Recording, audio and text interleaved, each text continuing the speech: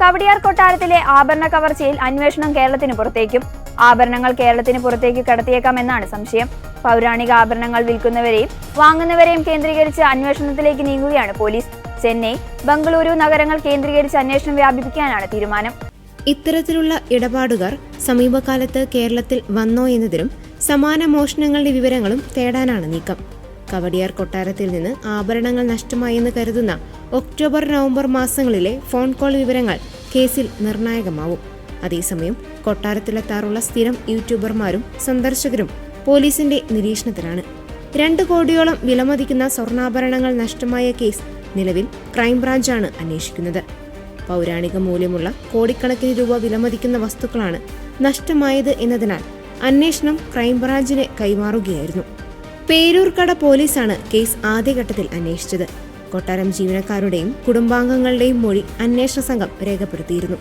തിരുവനന്തപുരം നഗരത്തിൽ സുരക്ഷാ നിരീക്ഷണ സംവിധാനത്തിനുള്ളിലുള്ള കവടിയാർ കൊട്ടാരത്തിനകത്തു നിന്നും 2 കോടിയോളം വിലമതിക്കുന്ന സ്വർണമാണ് മോഷണം പോയത്. കൊട്ടാരത്തിലെ മുതിർന്ന അംഗമായ അശ്വതി തിരുനാൾ ഗൗരി ലക്ഷ്മിബായിയുടെ വസ്തുക്കളാണ് മോഷണം പോയത്. അശ്വതി തിരുനാൾ ഗൗരി ലക്ഷ്മിബായി സ്വന്തം കിടപ്പുമുറിയിൽ ഇരുമ്പ് അലമാരയിൽ സൂക്ഷിച്ചിരുന്ന ആഭരണമാണ് കഴിഞ്ഞ വർഷം അവസാനത്തോടെ കാണാതായത്.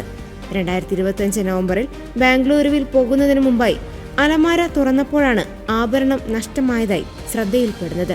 പിന്നാലെ കൊട്ടാരത്തിൽ പരിശോധന നടത്തിയെങ്കിലും ആഭരണം കണ്ടെത്താനായില്ല.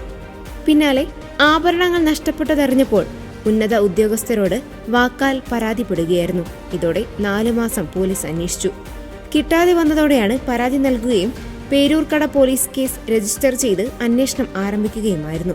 കൊട്ടാരത്തിൽ സൂക്ഷിച്ചിരുന്ന വസ്തുവകകൾ മോഷ്ടിക്കണമെന്ന ഉദ്ദേശത്തോടുകൂടി കഴിഞ്ഞ വർഷം നവംബറിലെയോ ഒക്ടോബറിലെയോ ഏതോ സമയം കള്ളൻ അതിക്രമിച്ചു കയറിയെന്നാണ് FIR-ൽ പറഞ്ഞിരുന്നത്.